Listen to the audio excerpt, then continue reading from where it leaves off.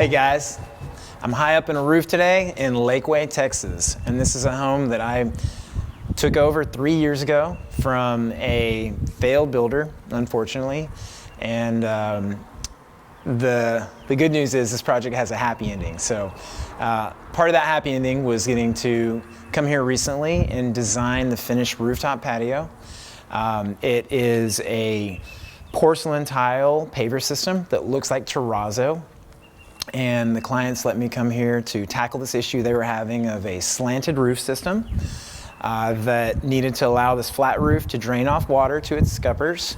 But unfortunately, that left the roof in a state that wasn't too fun to walk on, hang out on, and frankly wasn't really that safe to move around on anytime it was wet. So in order to overcome that, we decided to utilize a pedestal-based system. Here's one in my hand. So that's more or less what it looks like. This is a TileTech specific system, and so are these pavers, and I was allowed the pleasure of designing this rooftop patio. And I have been really big into terrazzo of lately. It's just red hot all over town, all over Austin. Everybody loves terrazzo. And I'm a big fan because you get to see like a little bit of aggregate, and it's just has a fun flair to it without being too loud. And I needed something that was cool toned, that blended nicely with this beautiful David Weber architecture. And this was just what the doctor ordered. So let me take you over here to actually get a visual of what the roof looked like pre-paver system. And here we are. This is an example of a canted roof. That's what it's called when you have a slope built in. So this was built on purpose to lead to our scuppers. So we had to do some math work and get with roofer, and it was a team effort to make sure that we had good water flow off of this roof. And so that's all been conquered, and we know all that's good and in good shape. And by the way, I'll have to get you a shot of this outside, but all of these scuppers tie into this incredible downspout that actually melds in with the siding that has a whole bunch of textured movement to it. So anybody that's into design will love that. Anyhow, so in order to get this roof to be usable, right, this patio, because we had some beautiful opportunity for outdoor space, for exercise, for outdoor dining, yoga, all sorts of things. And so in order to do that, we utilize this nice, simple pedestal system. It adjusts up or down accordingly. You have some different height options. If you get beyond the minimal or the maximum adjustment of this pedestal, you can actually incorporate the PVC pipe. And so that's something that you end up purchasing on your own. There's a strong brand of PVC pipe that's spec'd for this, so it can handle the weight. We've got many thousand pounds of weight evenly distributed on this roof now.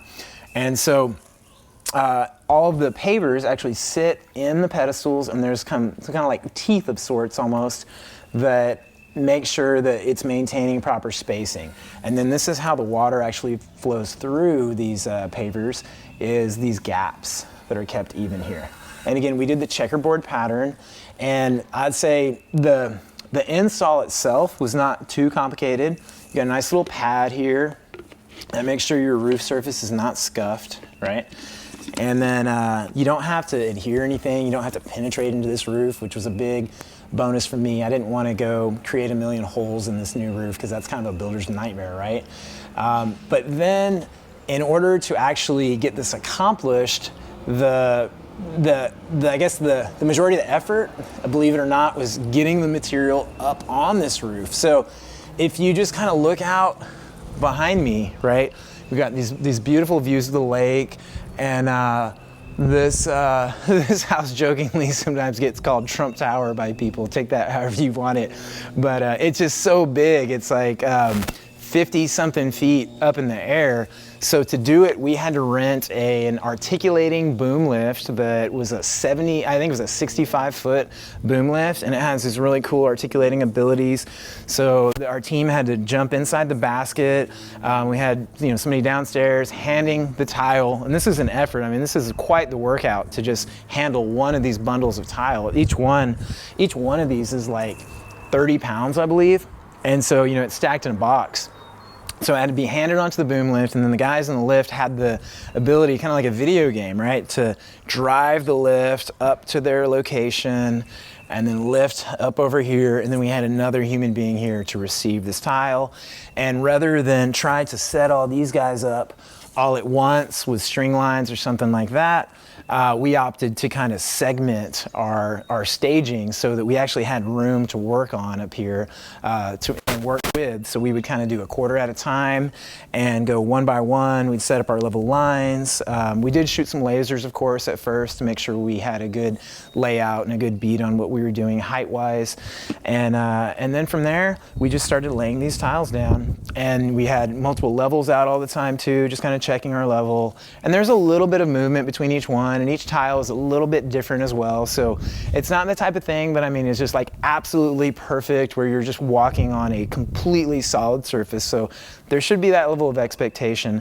But it is a really nice surface, and I would say for the money and the bang for your buck that you're getting, I really liked this one. And since I was the one that got the opportunity to design this, I looked at a myriad of different options.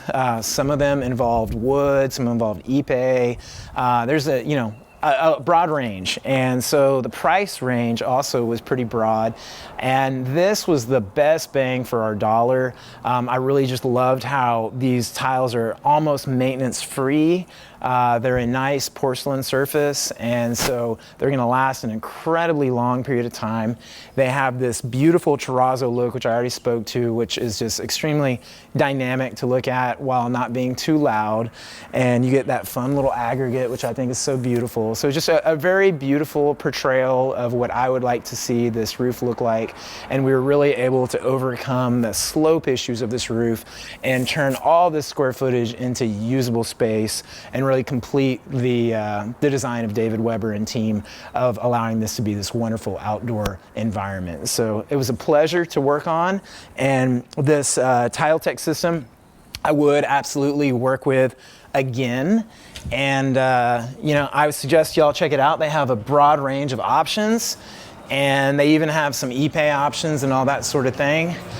And again, just in terms of the overall experience that I'm feeling and the emotion that I'm feeling right now being here 3 years later after taking over this failed build, I just feel so good inside that this family is here and they're super happy and they live in a wonderful home that actually came to fruition for them, and the beautiful design and all the effort that went into that got to come to life and actually be something that exists here in real life versus just a sad story. So I haven't shared much that side of this project with anyone, and it feels good to tell y'all that there truly is a happy ending here in the Vimana project here in Lakeway, Texas. And there's a beautiful family that lives inside this house, and they're planning on passing this home down to their children. And this is going to be hopefully a multi-generational home that never gets sold to anybody. And it's also become a beacon of the architecture in this area, and is going to be a good guiding light, hopefully. And it's always kind of fun when you happen to be on a boat or something on the lake to be able to cruise by and point it out and say, hey, look, I built that. Adios, amigos.